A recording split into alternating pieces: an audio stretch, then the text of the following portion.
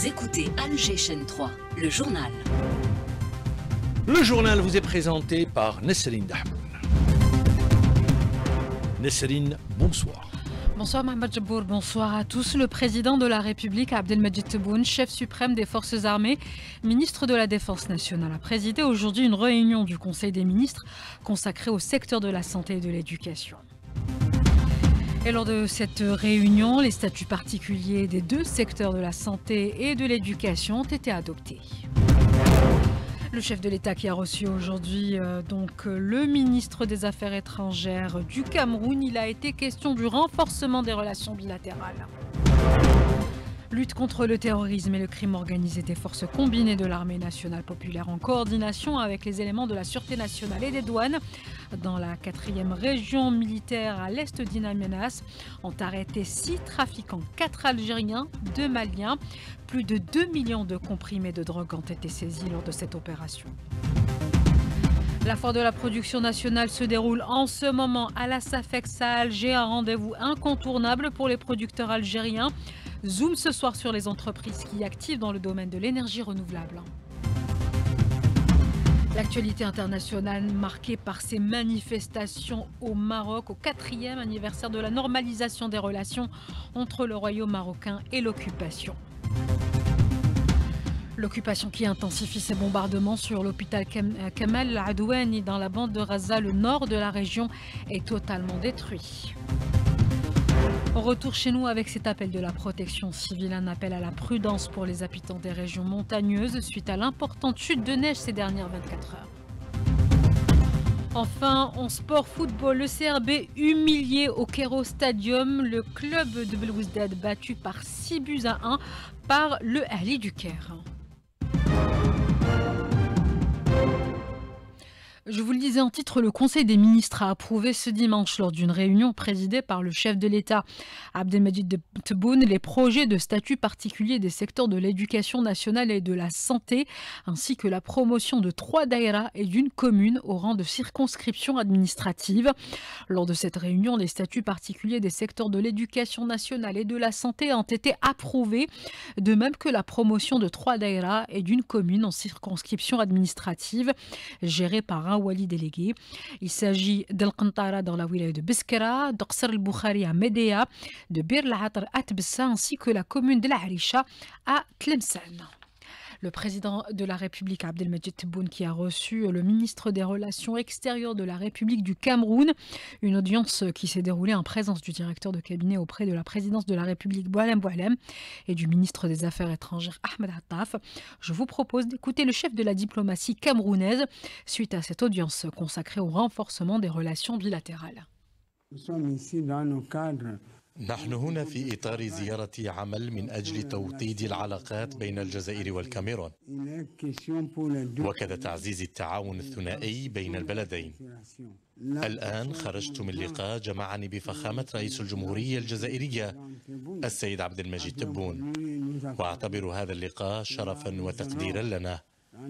هذا اللقاء يعد بمثابة فرصة لتقديم رسالة تحمل كل معاني الإخلاص والأخوة من طرف أخيه فخامة رئيس الكاميرون بول بيا، وعليه فقد أبدى رئيس الجمهورية الجزائرية رغبته في تعزيز الشراكة بين الجزائر والكاميرون على جميع الأصعدة. 19h07 sur Alger Chaîne 3, retour à l'actualité dans le cadre de la poursuite des efforts fournis dans la lutte contre le terrorisme et le crime organisé des forces combinées de l'armée nationale populaire en coordination avec les éléments de la Sûreté nationale et des douanes dans la 4e région militaire à l'est d'Inamenas a permis d'arrêter 6 trafiquants, 4 Algériens, 2 Maliens. Plusieurs armes ont été saisies ainsi qu'une importante quantité de munitions. Plus de 2 millions de comprimés de drogue ont été saisis ainsi que des téléphones Thoraya et mobiles. On passe à présent à l'économie avec la foire de la production nationale qui se déroule en ce moment à la Safex à Alger. Un rendez-vous incontournable pour les producteurs algériens. Une production nationale qui commence même à émerger et enregistrer de nombreuses avancées dans le domaine de l'énergie renouvelable avec pour objectif sortir les régions enclavées de leur isolement. C'est le sujet de notre reporter Mess Esmail.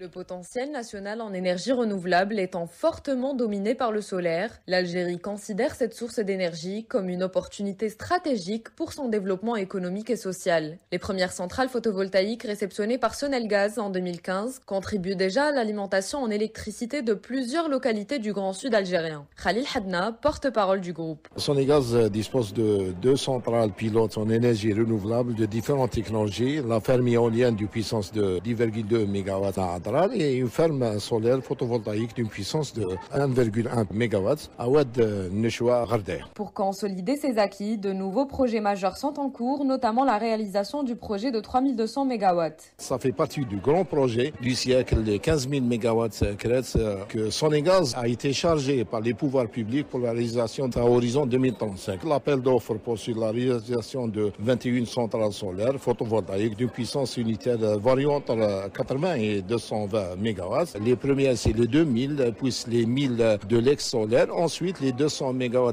pour la station de Gharjbil. Un secteur en pleine expansion et qui donne l'occasion aux start-upers d'apporter leur contribution. Frial Bellotti, jeune étudiante porteuse du projet Green Dots, propose une innovation première en son genre. On a converti la lumière ultraviolette en une lumière visible. Le panneau photovoltaïque, il préfère absorber le visible que l'ultraviolet. Le fait de faire de la conversion, on augmente l'efficacité des panneaux photovoltaïques. Le président de la République a par ailleurs souligné lors de sa visite au salon de la production algérienne l'importance d'accélérer la transition énergétique.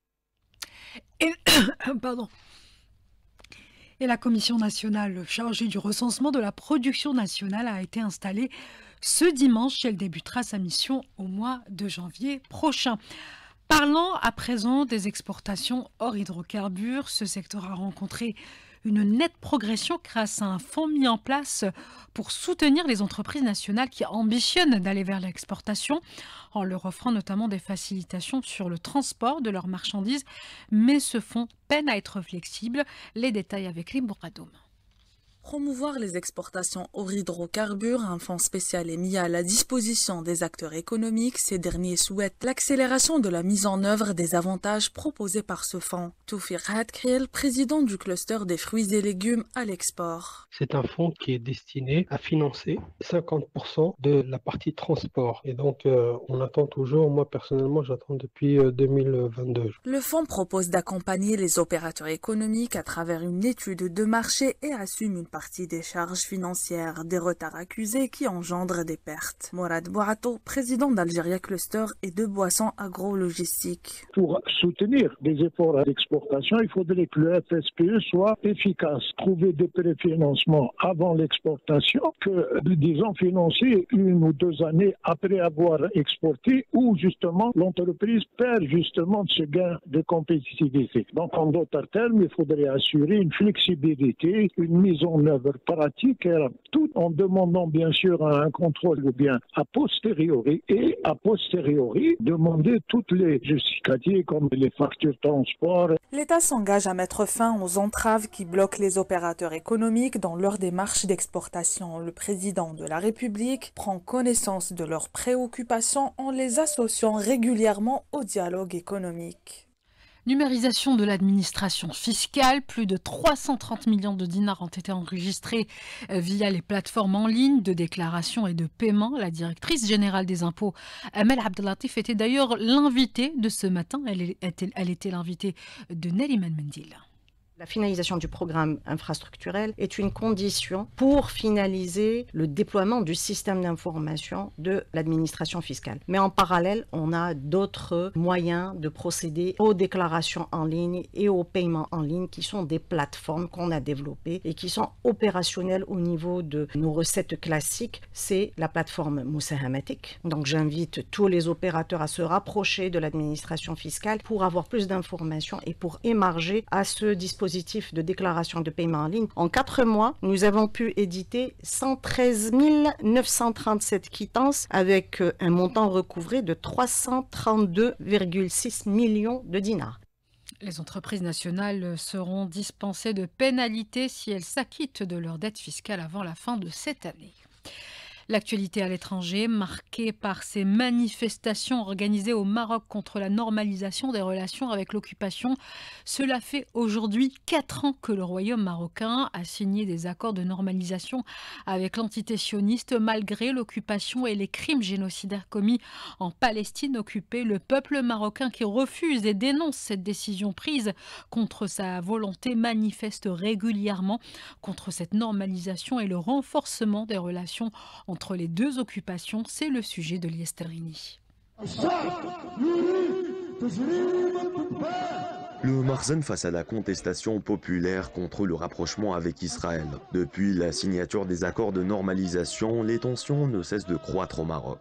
Des voix s'élèvent pour dénoncer ce rapprochement avec une entité criminelle. Parmi ces voix, le Front marocain de soutien à la Palestine et contre la normalisation, qui a lancé l'appel pour des manifestations au niveau des grandes villes. Il s'agit de dénoncer une normalisation des relations qui ne se limite pas aux échanges diplomatiques. Depuis l'ouverture des bureaux de liaison, de nombreux accords commerciaux et sécuritaires ont été signés. Une collaboration qualifiée de partenariat direct avec un régime accusé de crimes contre un peuple sans défense. La contestation gagne les rues sous le slogan « La normalisation est un crime ». Malgré cette contestation, les autorités marocaines poursuivent leur rapprochement avec Israël. Reste à voir si la pression populaire parviendra à infléchir cette trajectoire politique.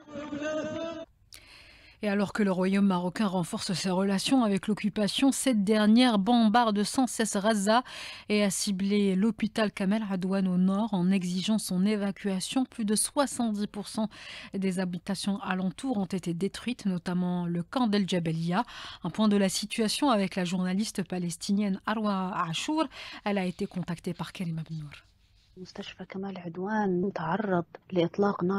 L'hôpital Kamel Adouane est bombardé depuis hier par les chars sionistes qui l'entourent à Beit Lahia. Même les drones tirent sans arrêt et de manière inédite depuis 70 jours de l'encerclement de l'hôpital. Ils ont démoli le matériel médical disponible. Autour de l'hôpital, des robots explosifs sont implantés, menaçant ainsi la vie de 80 malades et blessés. Et l'armée sioniste a ordonné le personnel médical d'évacuer le bâtiment.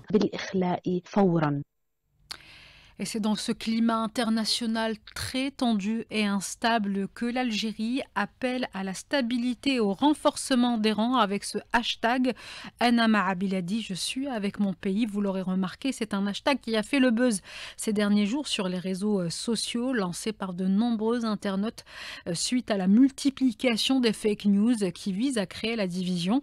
Un hashtag largement relayé et dont nous parle Samir Alloun. Un hashtag qui a réuni ces derniers jours des milliers d'internautes algériens autour de la même initiative, Anama Biladi, je suis avec mon pays, et ce afin de contrer toute tentative de manipulation orchestrée par des pages et comptes marocains qui visent les communautés les plus populaires en Algérie. Les internautes algériens des 4 coins du monde ont rejoint cette tendance en partageant massivement le hashtag, insistant sur la nécessité de sauvegarder et de protéger l'unité et la souveraineté du pays contre toute forme de division ou de déstabilisation. Anissa Bebsia, spécialiste en stratégie et en communication numérique. Nous avons récemment observé une vague de campagnes hostiles et pleines d'animosité à l'encontre de l'Algérie. La plupart de ces attaques ne sont pas du tout des événements isolés, c'est des stratégies qui sont assez bien coordonnées et dont le but est clair, de toucher à la stabilité et à l'unité nationale. Ce qui est réconfortant, c'est la réaction que nous avons constatée chez beaucoup de figures nationales, de créateurs de contenu, d'influenceurs. Cette réaction, aussi positive soit-elle, elle reste naturelle parce qu'elle est ancrée dans des valeurs profondes qui sont le patriotisme de l'Algérien, la solidarité nationale. Un hashtag soutenu par un bon nombre de personnalités publiques, d'universitaires, d'institutions et autres comptes officiels sur les réseaux sociaux. Le hashtag Anama Biladi représente une symbolique, celle d'unir jeunes et moins jeunes, toutes catégories confondues autour de la même initiative, celle de défendre leur patrie contre toute menace, qu'elle soit réelle ou virtuelle, mettant en avant la fidélité aux principes et à l'honneur du pays.